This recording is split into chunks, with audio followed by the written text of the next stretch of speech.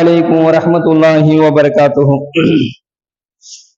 إن الحمد لله نحمده ونستعينه ونستغفره ونعوذ بالله من شرور أنفسنا ومن سيئات أعمالنا. من يهده الله فلا مضل له ومن يضلله فلا هادي له. ونشهد أن لا إله إلا الله وحده لا شريك له ونشهد أن محمدا عبده ورسوله. أما بعد، أعوذ بالله من الشيطان الرجيم بفضل بسم الله الرحمن الرحيم. ربنا آمنا فاكتبنا مع الشاهدين. صدق الله العليم. எங்கள் இறைவா, நாங்கள் உன்னை ஈமான் கொண்டோம், எனவே உண்மையாளர்களோடு உன்னை சாட்சி சொல்வர்களோடு எங்களையும் நீ ஆக்குவாயாக. கண்ணியத்திற்குரிய அல்லாஹுவின் நல்லடியார்களே, சகோதரர்களே,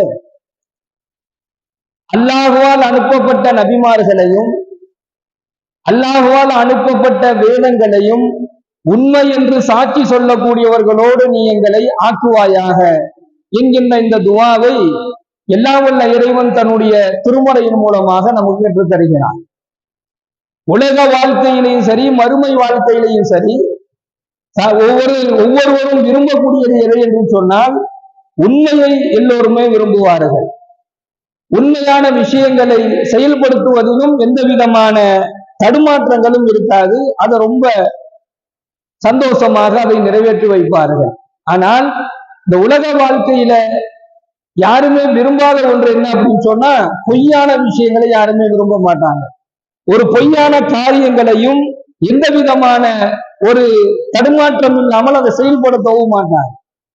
உலக வாழ்க்கையிலேயே உண்மையான விஷயங்களுக்கு தான் மதிப்பு அதிகம். அதே போன்று நாளை மறுமையிலேயும் அல்லாஹ் எதற்கு மதிப்பு கொடுப்பான் அப்படின்னு சொன்னா, உண்மைக்கு தான் அல்லாஹ் மதிப்பு கொடுக்கிறான். உண்மையாளர்களை தான் அல்லாஹு தஆலா மேன்மையாக்கி வைக்கின்றான். எனவே இந்த துஆவின் மூலமாக அல்லாஹ் கற்றுத் தருவது, உன்னுடைய வேதங்களையும் உன்னுடைய நபிமார்களையும் உண்மை என்று சாட்சி சொல்லக்கூடிய அந்த உண்மையாளர்களோடு நீ எங்களை ஆக்குவாயாக என்கின்ற இந்த துஆவை அல்லாஹ் கற்றுத் தருகிறான். பெருமானார் ஸல்லல்லாஹு அலைஹி வஸல்லம் அன்னவர்களோடு யாரெல்லாம் நாயகம் ஸல்லல்லாஹு அலைஹி வஸல்லம் அவங்க சொல்றாங்க, யாரெல்லாம் இந்த உலக வாழ்க்கையில உண்மையான காரியங்களிலே முதன்மையாக இருக்கின்றார்களோ, அதே போன்று உண்மையை யாரெல்லாம் பேசுகின்றார்களோ அவர்களுக்கு அல்லாஹு தஆலா இந்த நல்ல பாக்கியத்தை அல்லாஹ் வழங்குவான் என்பதாக ஸல்லல்லாஹு அலைஹி வஸல்லம் அவர்கள் சொல்லி காண்பிக்கின்றார்கள். அல்லாஹ் தன்னுடைய திருமறையிலே பேசுகின்றார். அலைஸல்லாஹு பிகாஃபின் அப்தஹு. அல்லாஹ் சொல்றான், தன்னுடைய அடியார்களுக்கு வேண்டிய உதவியை செய்வதற்கு அல்லாஹ்வே உங்களுக்கு போதுமானவனாக இருக்கிறான் என்பதாக அல்லாஹ் ஒரு வசனத்திலே தன்னுடைய திருமறையில் இந்த வசனத்தில் அல்லாஹ் சொல்லி காண்பிக்கிறான். அலைஸல்லாஹு பிகாஃபின் அப்தஹு. தன்னுடைய அடியானுக்கு தேவையான உதவியை செய்வதற்கு அல்லாஹ்வே போதுமானவனாக இருக்கிறான். அப்ப என்ன சொல்றானா, நானே உங்களுக்கு போதுமானவங்கிறான். தன்னுடைய அடியார்களுக்கு உங்களுக்கு வேண்டிய உதவியை செய்வதற்கு நானே உங்களுக்கு போதுமானவன். அப்ப அல்லாஹ்வினுடைய உதவியே நமக்கு போதுமானதாக இருக்குது. ஆனா அந்த அல்லாஹ்வுடைய உதவி நமக்கு எப்படி கிடைக்கும் அப்படின்னு சொன்னா, யார் உண்மையாளர்களாக இருக்கின்றார்களோ, யாரு நல்லவர்களாக வாழுகின்றார்களோ, உண்மையான நல்ல காரியங்களை எவர் முதன்மைப்படுத்துகிறாரோ, அதை எவர் செய்கிறாரோ அவருக்கு என்ன செஞ்சிருவான், அவருக்கு உதவி செய்வதற்கு அல்லாஹ்வே போதுமானவனாக இருக்கிறான். அல்லாஹ்வுடைய உதவி இருக்குது, அது நிரந்தரமானதாக இருக்கும். மனிதர்களுடைய உதவி அந்த நேரத்துல நம்மளை என்ன செய்யும், காப்பாற்றி விடலாம், அந்த நேரத்தில் நமக்கு பாதுகாப்பு கொடுக்கலாம். ஆனால் ஒரு அடியானுக்கு அல்லாஹ் உதவி செய்ய நாடிட்டான் அப்படின்னு சொன்னா அந்த உதவி எப்படி இருக்கும்னா, அது நிரந்தரமாக இருக்கும். அல்லாஹ்வினுடைய பாதுகாப்பும் அல்லாஹ்வுடைய உதவியும் ஒரு மனிதனுக்கு கிடைத்து விட்டால் அதுதான் நிரந்தரம். அந்த உதவியை யாராலும் தடுக்க முடியாது. அல்லாஹ் ஒருவனுக்கு உதவி செய்ய நாடணும் என்று அல்லாஹ் நாடிட்டான் அப்படின்னு சொன்னா அதை தடுக்கிறதுக்கு யாரும் கிடையாது. அல்லாஹ் ஒருவனுக்கு உதவி செய்ய கூடாது என்பதாக அல்லாஹ் நாடிட்டான்னு சொன்னா அவனுக்கு உதவி செய்ய யாருனாலையுமே முடியாது. அப்ப அல்லாஹ்வுடைய உதவிங்கிறது நிரந்தரமானது. இன்னும் ஸல்லல்லாஹு அலைஹி வஸல்லம் சொல்றாங்க, அது மிகவும் உயர்ந்தது என்பதாக சொல்றாங்க. எந்த அடியானுக்கு அல்லாஹ்வுடைய உதவி கிடைச்சிருச்சோ அது நிரந்தரமானது மட்டுமல்லாமல் அது மிகவும் உயர்ந்ததாகும். அந்த உதவி கிடைக்கிறது சாதாரண விஷயம் அல்ல.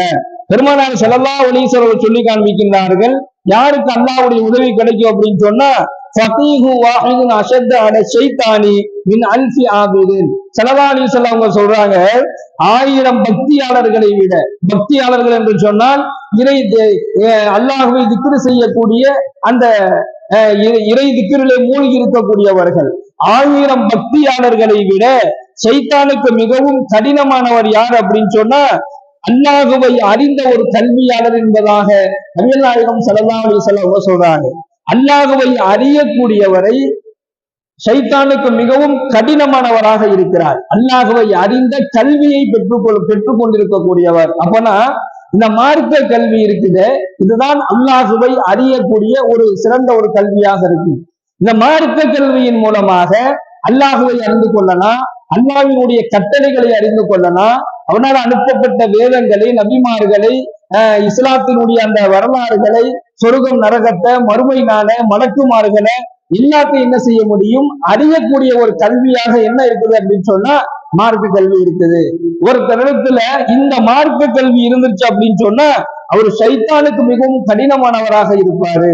அல் குர்ஆன், அல் ஹதீஸ் போன்ற அந்த கல்விகளை என்ன செய்யறது, கற்றுக்கொள்வதன் மூலமாக அல்லாஹுடைய உதவியை அந்த மனிதன் ரொம்ப எளிதாக பெற்றுக் கொள்ள முடியும். அல்லாஹுவை அறிந்தவரை விட அல்லாஹுவை அறிந்த கல்வி இல்லாத ஒருவருக்கு அல்லாஹ் செய்யக்கூடிய உதவியை விட அல்லாஹுவை அறிந்திருக்கக்கூடிய மார்க்க கல்வியை கற்றுக்கொண்டிருக்கக்கூடிய ஒரு கல்வியாளருக்கு அல்லாஹ்வுடைய உதவி ரொம்ப எளிதாக கிடைக்கும் என்பதாக நபிகள் நாயகம் ஸல்லல்லாஹு அலைஹி வஸல்லம் சொல்லி காண்பிக்கின்றார்கள். அடுத்து அல்லாஹ் சொல்றான், அல்லாஹ் இதை சொல்றான், நபியே அல்லாஹ் அல்லாதவர்களை பற்றி அவர்கள் உங்களிடத்திலே பயமுறுத்துகின்றனர். அல்லாஹ் அல்லாதவை பற்றி அவர்கள் உங்களிடத்துல பயமுறுத்துகின்றார்கள், அதை நீங்கள் பொருட்படுத்த வேண்டாம் என்பதாக இதே வசனத்துல அடுத்த வரியில அல்லாஹ் சொல்றான். இதே வசனத்துல அடுத்த வரியில நபியை பார்த்து அல்லாஹ் சொல்றான், அல்லாஹ் அல்லாததை கொண்டு அவங்கள பயமுறுத்த நாடுகின்றார்கள், அதை நீங்கள் பொருட்படுத்த வேண்டாம். இதுல நமக்கு என்ன படிப்புன்னு இருக்குது அப்படின்னு சொன்னா, பயம் என்பது ஒரு அடியானுக்கு, ஒரு சிறந்த அடியானுக்கு பயம் என்பது அல்லாஹ் ஒருவன் மீது மட்டும்தான் இருக்க வேண்டும். அந்த வேற எதற்காக வேண்டியும் பயப்படுங்கிற அவசியம் இல்லை. அந்த தைரியத்தை அல்லாஹ் இந்த வசனத்துல கொடுக்கிறா, அதை நீங்க பொருட்படுத்தாதீங்கன்னு சொல்றான் நபியை பார்த்து. அவங்க பயமுறுத்துவாங்க, அவங்க உங்களை பயமுறுத்துறாங்க, அவங்க பயமுறுத்த காரணத்தினால நபியை நீங்க பயப்படாதீங்க, அதை நீங்க ஒரு பொருட்படுத்தவே வேண்டாம், அதை நீங்க ஒரு பெருசாவே எடுத்துக்காதீங்க. காரணம் என்ன அப்படின்னு சொன்னா, நீங்க அல்லாஹ்வுக்கு மட்டும் பயப்படுங்க. இதுல அல்லாஹ் நமக்கு சொல்லி தரக்கூடிய படிப்பு, அல்லாஹ்வுக்கு மட்டும் பயப்படுங்க. அதுல நீங்க உறுதியாக இருந்தாலே என்ன செய்ய முடியாது, யாருடைய பயமும் உங்களை ஒண்ணும் செஞ்சிட முடியாது. இது ஒரு சிறந்த அடியானுக்கு, ஒரு சாலிகான தன்னுடைய அடியானுக்கு அல்லாஹ் சொல்லக்கூடிய ஒரு முக்கியமான ஒரு விஷயம், அல்லாஹ் கொடுக்கக்கூடிய ஒரு தைரியம் தான். இதை வச்சுக்கலாம். அல்லாஹ்வுடைய கட்டளைகளை நிறைவேற்றக்கூடிய, இபாதத்தை அதிகமாக நிறைவேற்றக்கூடிய, அல்லாஹ் சொல்லக்கூடிய அந்த கட்டளைகளை, தன்னுடைய கடமைகளை, அல்லாஹ்வால் கொடுக்கப்பட்ட கடமைகளை நிறைவேற்றக்கூடிய விஷயத்துல உறுதியாக இருக்கக்கூடிய அடியாருக்கு அல்லாஹ் கொடுக்கக்கூடிய ஒரு தைரியம் என்ன அப்படின்னு சொன்னா, நீங்க எதுக்கும் பயப்படாதீங்க, நீங்க எதற்காக வேண்டி நீங்கள் அஞ்ச வேண்டாம், அதை நீங்க பொருட்படுத்தவும் வேண்டாம், நாம் பயப்படுவது அல்லாஹ்விற்கு மட்டும் நீங்கள் பயப்படுங்கள் என்பதாக அல்லாஹ் சொல்லிட்டு அதே வசனத்தில் அடுத்த வரியில் அல்லாஹ் சொல்லும் பொழுது, யாரை அல்லாஹ் தவறான வழியில் விட்டு விட்டானோ, யார் அல்லாஹ் தவறான வழியில விடுவான் அப்படின்னு சொன்னா, யார் அல்லாஹ்விற்கு பயப்படவில்லையோ, எந்த மனிதன், எந்த அடியான் அல்லாஹ்விற்கு பயப்படவில்லையோ, இரையச்சம் இல்லாமல் இருக்கிறாரோ, தன்னுடைய எல்லா விதமான காரியங்களையும் தன்னுடைய மனம் போக்குள்ள செய்யறது, கொஞ்சம் கூட அல்லாஹ் மீது பயம் இல்லாமல் தன்னுடைய விருப்பத்திற்கு தகுந்த மாதிரி செயல்பாடுகளை செய்யறவன என்ன செஞ்சிருவான், அல்லாஹ் உமை எதிரில்லாஹு ஃபமாலஹு, அல்லாஹ் வழி தவற செய்வான். இந்த வசனத்தில் அல்லாஹ் சொல்றான், யாரை அல்லாஹ் தவறான வழியில் விட்டு விட்டானோ அவரை நேரான வழியில் செலுத்தக்கூடியவர் யாருமே கிடையாது. அல்லாஹ் பாதுகாக்க வேண்டும். அல்லாஹ் நேரான பாதையை காட்டணும், அல்லாஹ் நேரான வழியில நம்மளை பயணிக்க வைக்கணும். அப்பதான் அந்த நேரான வழியை நம்மளால அடைஞ்சிக்க முடியும். அல்லாஹ்வுடைய நாட்டம் இதுல தேவைப்படுது. எப்படி வாழ்வதற்கும், இந்த உலகத்துல நம்முடைய உயிர் இருப்பதற்கும், நாம வாழ்வதற்கும், நம்முடைய பொருளாதாரத்திற்கும், நாம நினைக்கிறதெல்லாம் நடக்கிறதுக்கும் அல்லாஹ்வுடைய நாட்டம் தேவையோ, அதே போன்று நாம நேரான வழியில செல்வதற்கு அல்லாஹ்வுடைய நாட்டம் தேவைப்படுது. நான் தொழுகையாளியாக ஆகுவதற்கும், நாம ஒரு சிறந்த இபாதத்தாளியாக இருப்பதற்கும் அல்லாஹ் நாடணும். நாம நாடுனால நம்ம செஞ்சிட முடியாது. நான் 5 வேளை தொழுகணும் நாம முடிவு பண்ணிட்டோம்னா நம்மளால தொழுக முடியாது. அல்லாஹ் நாடணும்.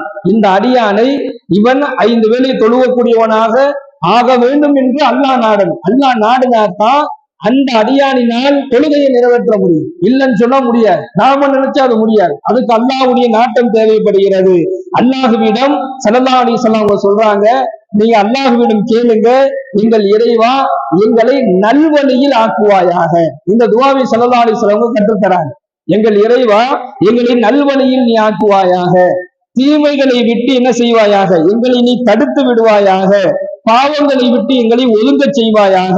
இந்த துஆவை ஸல்லல்லாஹு அலைஹி வஸல்லம் சொல்லி தராங்க. இன்னொரு துஆவுல சொல்றாங்க, எங்கள் இறைவா எங்களுடைய உள்ளங்களை உன் பக்கம் நீ திருப்புவாயாக, எங்களுடைய உள்ளங்களை உன் பக்கம் நீ திருப்புவாயாக.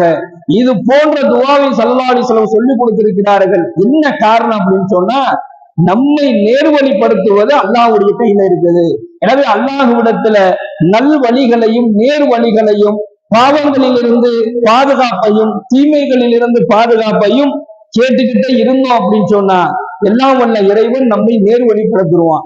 யார அல்லாஹ் நேர்வழிப்படுத்தி விட்டானோ அவங்கள ரப்பனா ஆமன்னா ஃபக்துபுனா மா ஷாஹிதீன் இந்த துஆவுல சொல்வதை போன்று நபிமார்களையும் அல்லாஹ்வுடைய வேதத்தையும் அல்லாஹ்வுடைய தூதர்களையும் உண்மை என்று சாட்சி சொல்லக்கூடிய அந்த நல்லவர்களோடு அல்லாஹ் தஆலா இந்த உலகத்திலும் நாளை மறுமையிலும் சேர்த்து வைப்பான். அத்தகைய நல்ல பாக்கியத்தை ரப்புல் ஆலமீன் நம் அனைவருக்கும் வழங்குவானாக. வாஹிதாவானா அல்ஹம்துலில்லாஹி ரப்பில் ஆலமீன். அஸ்ஸலாமு அலைக்கும் வரஹ்மத்துல்லாஹி வபரகாத்துஹு. சுப்ஹானல்லாஹி வபிஹம்திஹி சுப்ஹானக்கல்லாஹும்ம வபிஹம்திக வனஷ்ஹது அல்லா இலாஹா இல்லா அன்த வனஸ்தக்ஃபிருக வனதூபு இலைக். சுப்ஹான ரப்பிக ரப்பில் இஸ்ஸத்தி அம்மா யசிஃபூன் வஸலாமுன் அலல் முர்ஸலீன் வல்ஹம்துலில்லாஹி ரப்பில் ஆலமீன். ஸல்லல்லாஹு அலா முஹம்மது